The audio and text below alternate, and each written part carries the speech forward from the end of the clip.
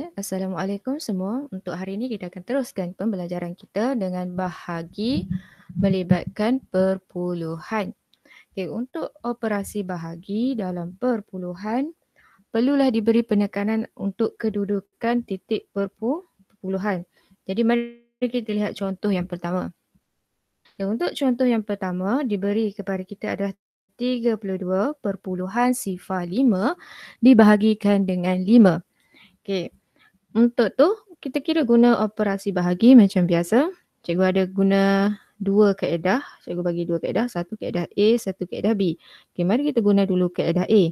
Okey, kaedah A dia menggunakan operasi bahagi bentuk lazim. Huruf J, kemudian tarik panjang. Letak angka 5 iaitu bahagi dengan 5. Dan guna sifir 5. Biasanya kalau sifir 5 ni kita akan ingat. Kalau tak ingat boleh rujuk letak sifir. Okey, dalam sifir 5, katalah kita tak ingat sifir, kita boleh tulis 5. Kemudian bermula dengan sifar 5, 10, 15, 20, 25, 30 dan seterusnya. Okey, di sini kita tulis sifar 1, 2, 3, 4, 5 dan 6 dan seterusnya. Okey, mari kita lihat. Kita nak cari angka 3. Angka 3 tak ada dalam sifir 5. Okey, 3 ada di sini.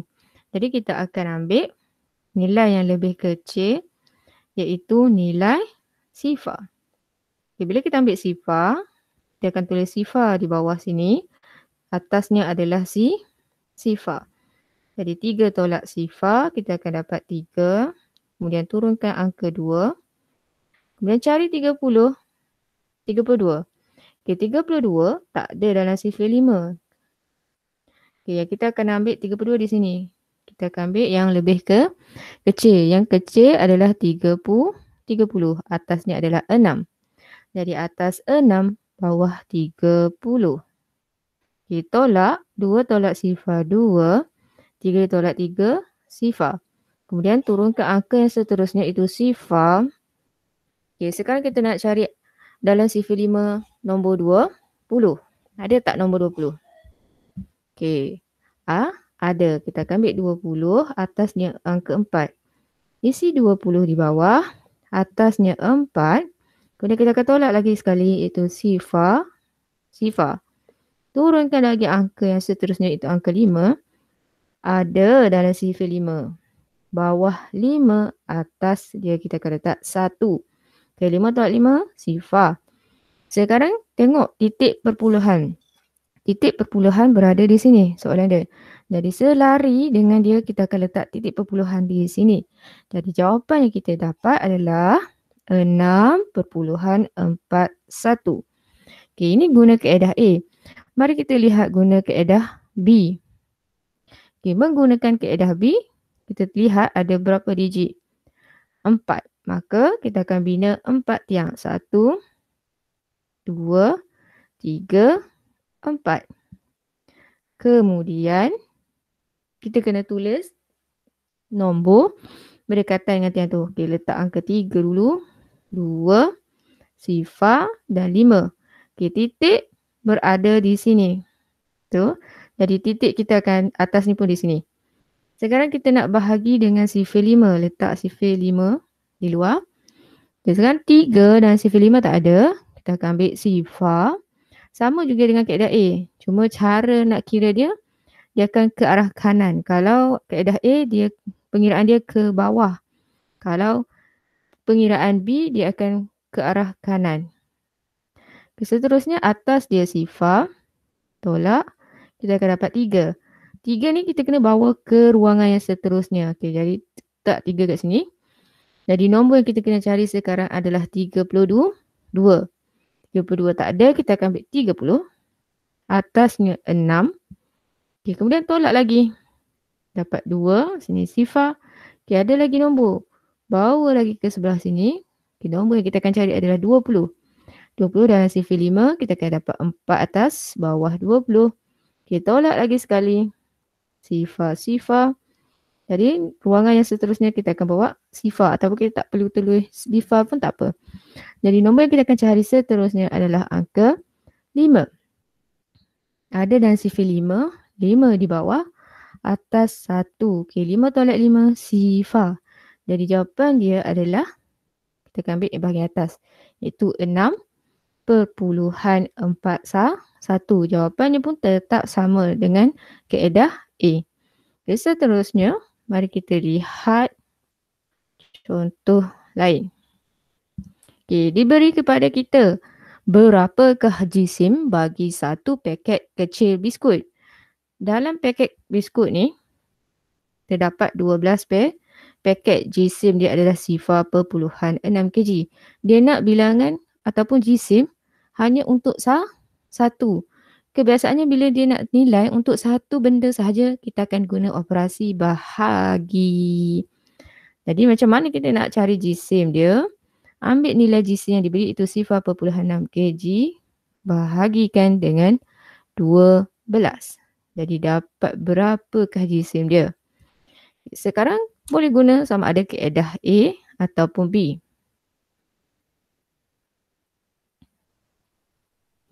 Okey, untuk tu cikgu akan guna kaedah B lah untuk kamu. Okey, bila guna kaedah B, kita guna kaedah B ya.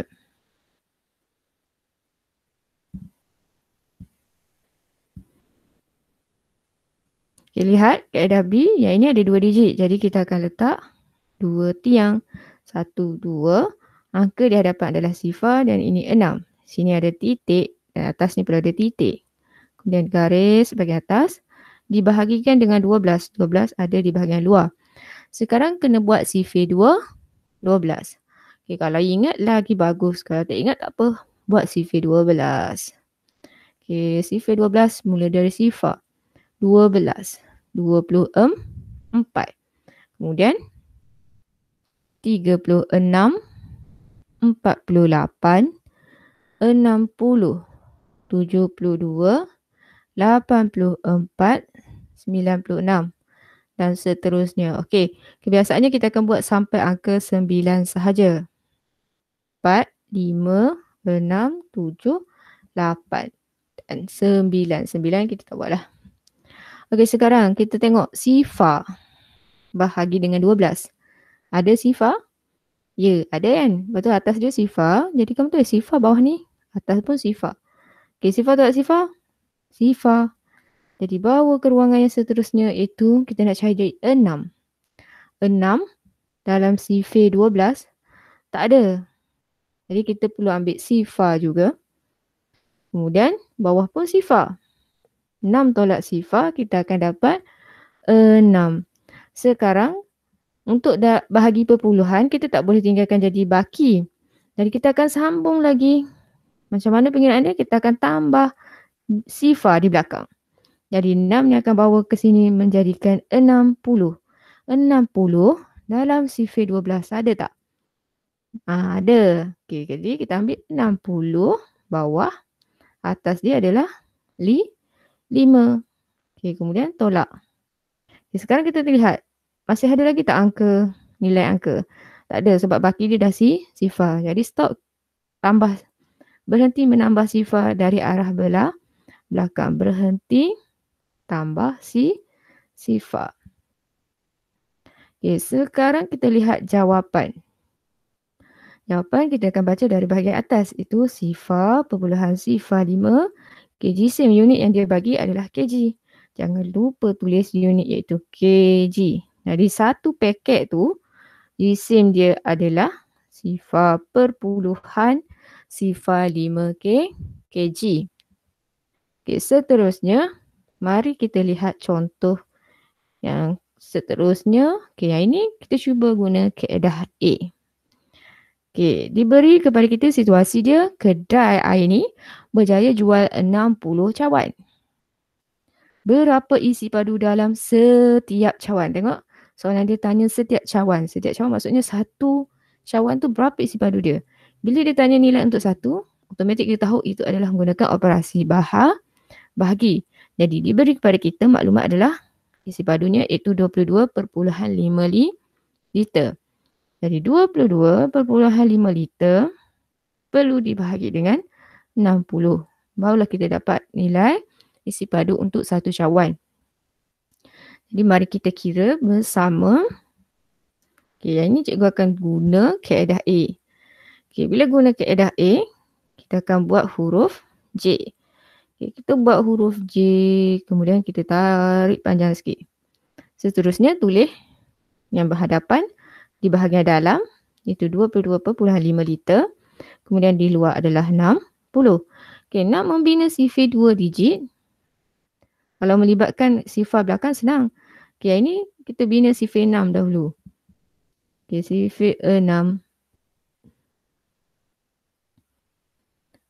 Sifar 6, 12, 18, 24, 30, 36 dan seterusnya lah. Okey, nak jadikan 60 kita akan tambah sifar belakang ni.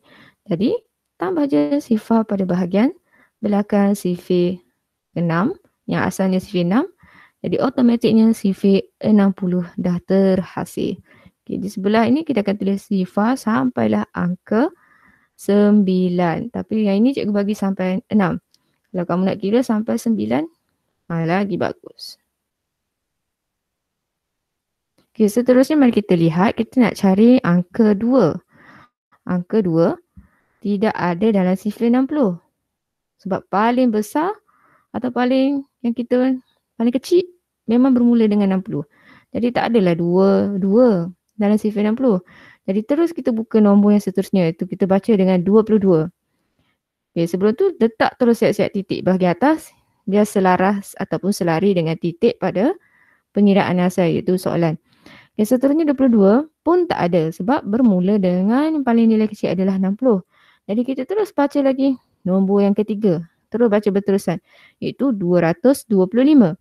Ada ke tidak dalam sifar 60? Okay, 225 berada di sini. Tengah-tengah antara 180 dengan 240. Jadi kita akan ambil yang kecil daripada dia, iaitu 180. Jadi kita pun tulis 180 di bahagian bawah. Okay, atas dia kita kena letak angka 3. Okay, letak angka 3 di sini. Kemudian kita pun tolak. 5 tolak sifar kita akan dapat 5. 2 tolak 8 tak dapat, kita akan pinjam. Jadikan 12. 12 tolak 8 kita akan dapat 4. 1 tolak 1 sifar. Okay, perhatikan. Di sini tidak ada angka. Jadi kita letak dengan angka sifar. Seterusnya kita nak cari 45. 45 memang tak ada dalam sifar 60. Sebab paling kecil kita kena ingat dia bermula daripada 60. Jadi macam mana? Macam cara tadi kita tambah je sifar di bahagian belakang. Jadi bawah dia akan turun sifar. 450 dalam sifar 60. Okay, dekat sini belum habis lagi ni sebab 360. Bila 360 kita tambah, kalau 7 darab 6 kita akan dapat 42. Tambah lagi 6 kita akan dapat 48. Okay, tambahlah sifar kat sini. Okay, seterusnya 450. 450 dia berada di antara sini. Antara 420 dengan 480. Jadi kita ambil nilai yang lebih kecil. Lebih kecil adalah 420. Jadi kita tulis 420 di bawah. Atasnya adalah 7. Okay, tolak lagi sifar 3. Yang ni sifar. Okay, masih ada lagi baki. Jadi kita perlu tambah sifar lagi atas. Bawah pun tambahkan lagi dengan sifar. Jadi nombor yang kita kena cari yang seterusnya adalah 300. 300 ada dalam sifar 60. Okay, kita dapat 300 cukup-cukup. Kemudian atas dia adalah 5. Jadi tolak sifar. Jadi bakinya ada sifar. Bila baki dia dah sifar, barulah kita boleh berhenti kira. Jadi jawapan dia kita akan dapat adalah sifar perpuluhan 375. Unit dia adalah liter. Okay, mari kita lihat contoh yang seterusnya. Diberi kepada kita, situasinya adalah Renda ini panjangnya adalah 9.25 meter. Kemudian dia dipotong kepada 10 bahagian. Berapakah panjang untuk satu bahagian? Dia tanya satu bahagian. Jadi automatik kita kena tahu itu adalah operasi bahagi. Jadi pengiraan dia adalah 9.25 meter bahagi dengan 10. Okey, untuk bahagi, okey, perhati ya. Bahagi 10 ini adalah golongan 3 beradik sama dengan darab perpuluhan sebelum ni. Bila 3 beradik, dia ada kaedah yang lebih mudah. Okey, bila bahagi pun sama, bila melibatkan 3 beradik ni, iaitu 10, 100 dan juga 1000.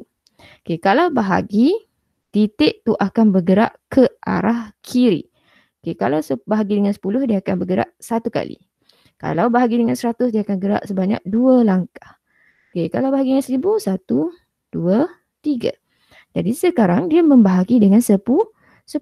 Jadi dia akan gerak sebanyak 1. Jadi soalan tu kita salin balik je dulu. 9.25. Kemudian titik tu akan digerakkan sebanyak 1 langkah. Okey, gerak ke sana. Jadi titik yang baru berada di sini. Jadi jawapan yang kita baca adalah sifar. Okay, ni kan tak ada nombor. Boleh letak sifar. Sifar perpuluhan 925 meter. Okay. Inilah jawapan dia. Senang kan? Kalau melibatkan bahagi, 3 beradik ni sahaja boleh guna cara ni. Kalau bahagi dengan angka selainnya, selain daripada 10, 100 dan 1000, perlu guna kaedah sama ada A ataupun B. Okay, seterusnya. Mari kita cuba mengira dengan cepat melibatkan bahagi 3 beradik. Okey, contoh soalan dia lagi. 32 bahagi dengan 1000. Okey, 1000 3 beradik kan? 1, 2, 3. 3 langkah gerak. Okey, tengok 32 salin semula 32. Okey, 32 dia tidak bagi titik perpuluhan, tapi sebenarnya titik yang asal dia berada pada bahagian belakang. Jadi berapa langkah kita gerak? 1, 2, 3. Jadi titik yang baru berada di sini. Okey, perhatikan tidak ada angka di sini. Jadi letakkan dengan angka sifar. Jadi salin semula jawapan menjadikan sifar perpuluhan sifar 32. Okey, seterusnya mari kita lihat bahagi dengan 100. 72 720 lah. Okey, 7,201 dibahagikan dengan 100. Okey, berapa? Salin dahulu. Soalan dia itu 7,201. Okey, ingat. Bila dia tak bagi titik perpuluhan, sebenarnya dia ada titik di sini. Okey, jadi kita gerak berapa? 2. 1, 2. Jadi titik yang baru berada di sini. Salin balik jawapan dia iaitu 72 perpuluhan sifar 1. Okey, senang kan? Okey, sekarang mari kita lihat macam mana nak mencari nilai anu. Okey, contohnya dia bagi 40.9 bahagi dengan H sama dengan 4.09. Okey, tengok kita bandingkan antara dua nombor ini. Okey, nombornya sama, digit dia sama. Yang berbeza adalah titik. Okey, titik dia telah bergerak ke bahagian sini sebanyak satu kali.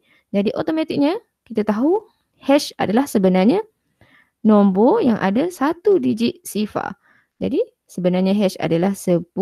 Okey, mari kita lihat contoh yang lain.